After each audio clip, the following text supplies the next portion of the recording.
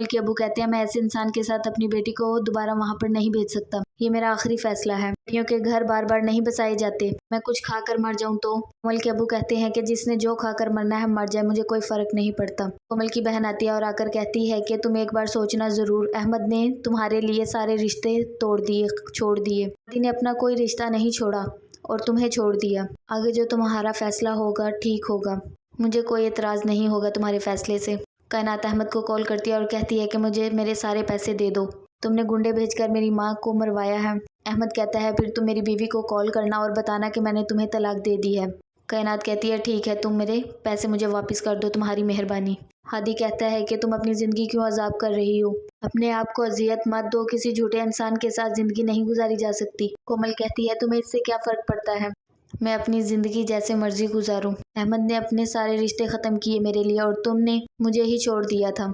अंदर आकर देखती है तो अहमद आया होता है। अहमद माफ़ी मांगता है और कहता है कि कोमल मेरे साथ चलो, मैं सच बोल रहा हूँ, तुम्हारी खुशी के लिए मैंने उसे तलाक भी दे दी, अब सिर्फ मेरी ज़िंदगी में तुम हो और कोई नहीं। कोमल कहती है ठीक है, मैंने तुम्हें माफ़ किया। कोमल की माँ उसके अबू को आकर बताती है कि अहमद आया है उसे लेने के लिए। कोमल के अबू कहते हैं मेरी बेटी उसके साथ कभी भी नहीं जाएगी, ये मेरा आखिरी फ़ैसला है। हीरा का शौहर कहता है कि तुम लोग गलत फैसला कर रहे हो, वो लोग ठीक नहीं हैं, कोमल की ज़िंदगी अजाब ना बनाओ और तुम लोग तलाक लेकर ये मसला यहीं पर ख़त्म कर देना चाहिए।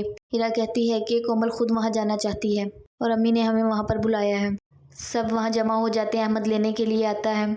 कोमल को सब समझाते हैं ना जाओ तुम। कोमल कहती है मुझे कोई एतराज़ नहीं, मैं अहमद के साथ जाना चाहती हूँ। कोमल के अबू नाराज़ होकर वहाँ से चले जाते हैं। कोमल को हादी की बहन सब समझाते हैं, कोमल नहीं मानती।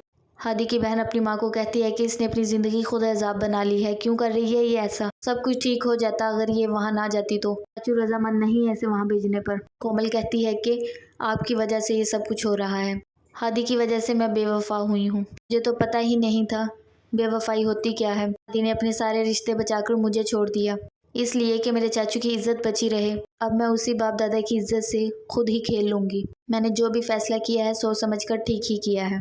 कोमल अहमद के साथ जब जाने लगती है तो अहमद कहता है मुझे लग रहा है अंकल नाराज़ हैं हमसे, आंटी आप साथ हैं तो सब कुछ ठीक हो जाएगा, अंकल भी ठीक हो जाएंगे। कोमल उठती है और अपने बाप के पास चली जाती है और कहती है आप नाराज़ हैं, मैंने आपकी बात नहीं मानी, लेकिन वापसी का कोई रास्ता नहीं है, आप मुझसे नाराज़ मत हों, अब मुझे जाना पड़ेगा।